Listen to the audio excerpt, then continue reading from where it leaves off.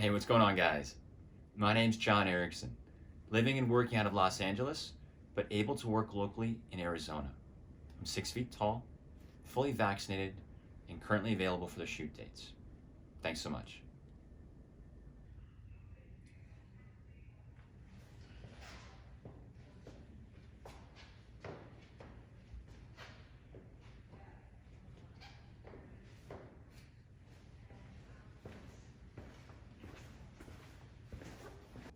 Hey, thanks so much for sharing that.